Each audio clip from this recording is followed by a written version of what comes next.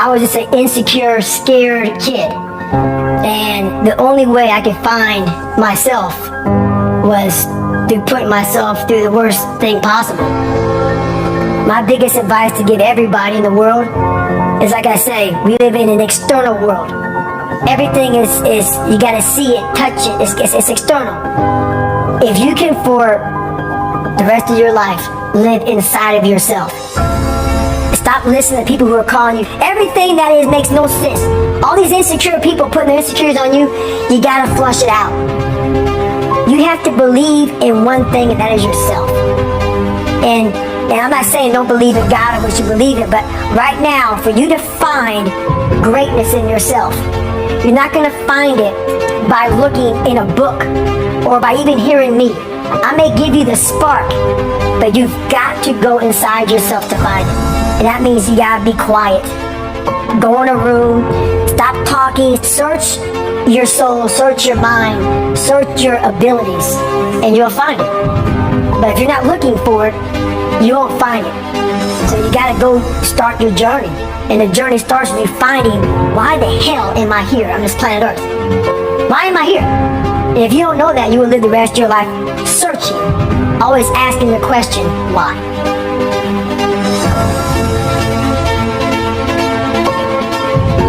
Well, it was pretty crazy for me. It took a while to get to that point where enough was enough.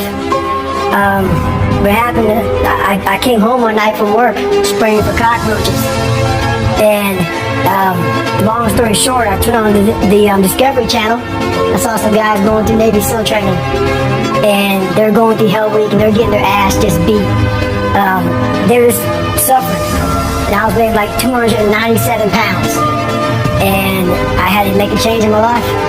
You know, I was at an all-time low, and I wasn't going anywhere, and I was exactly what everybody said I was going to be, which was nothing. So I had to make a change. No one was helping me out. My dad and my mom kind of irregular. So she worked 3 jobs, went to college full time, so she was never around. One time this person drew a picture of me and, you know, said, "We're going to kill you, nigger," on my Spanish notebook. So long story short, what I realized was no one was here to help me. I started shaving my head when I was 16 years old. And the feeling I had every morning, I looked in the mirror, was horrible. And I didn't want to feel like that anymore. And how I felt was a kid going nowhere, a kid that was scared. And most kids will accept that and look for help. But the best thing that happened to me, no one helped me. No one felt sorry for me. I had to figure out I wasn't going to be a punk kid all my life.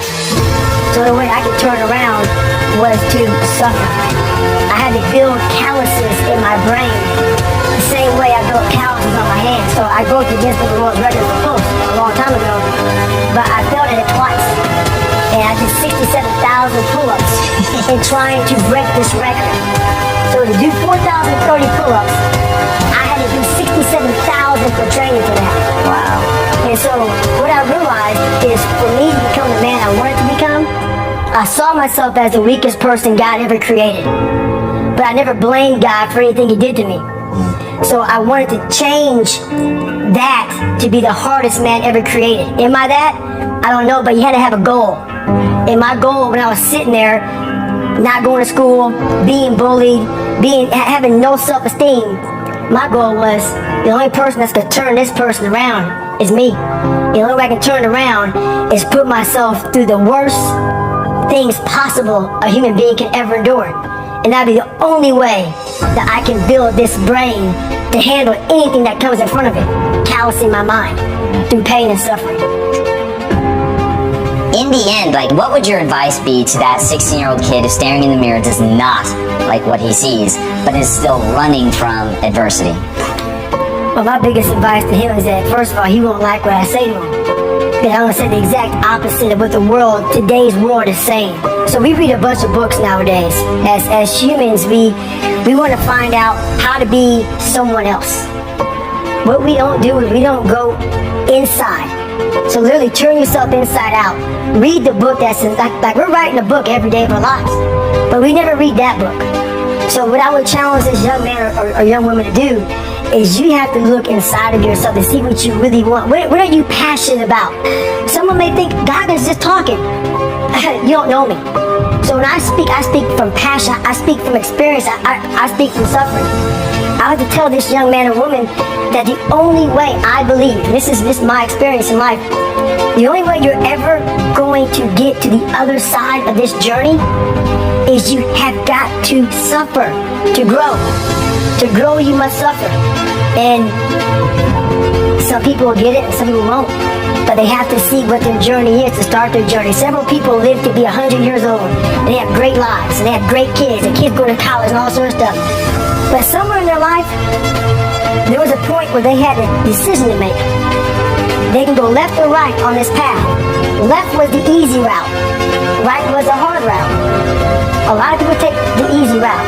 And they had a good life that way, but the better life was going to the right side.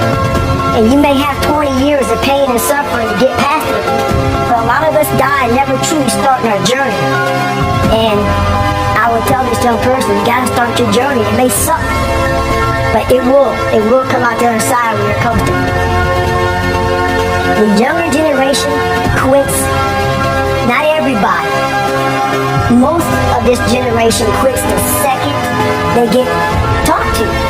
You did this wrong, or they get yelled at. It's so easy to be great nowadays, because everybody else is, most people are weak. This is a softened generation, so if you have any mental toughness, any ability, you have any fraction of self-discipline, the ability to not want to do it, but still do it. People have a hard thing to understand. I hate to run. And what makes me so crazy, it doesn't get more. People, why do you run if you hate it? What are you talking about? I don't want to take showers and eat either. I hate that too. That's life, man. It wasn't until I changed that mentality that I became somebody. But if you can get through to doing things that you hate to do, on the other side is greatness. That's what people are thinking. By me running, I am callous in my mind. I'm not training for a race. I'm training for life. I'm training for the time when I get that 2 o'clock in the morning call that my mom is dead or something happens tragic in life. I don't fall apart. I'm training my mind and my body and my spirit so it's all one, so I can handle what life is going to throw at me. Because the life I've lived, it throws a whole bunch at you. And if you're not physically and mentally prepared for that, you're just going to crumble. And you're good for nobody. So hopefully, I can help people that believe that they're what's left and what they truly are. Help them find greatness in themselves. And greatness isn't running 200 miles at a time or doing 4,000 push-ups or being a SEAL. Greatness is whatever the hell you dreamed of in your own mind. You gotta first see it. You gotta first create this vision in your mind. And then that's when I come into play. Once you create this vision in your mind, it's how am I gonna get there? And that's when I come into play. But first you gotta create your own vision. And it's not external. It's the vision created is inside of you. So until you create that, I'm nobody to you.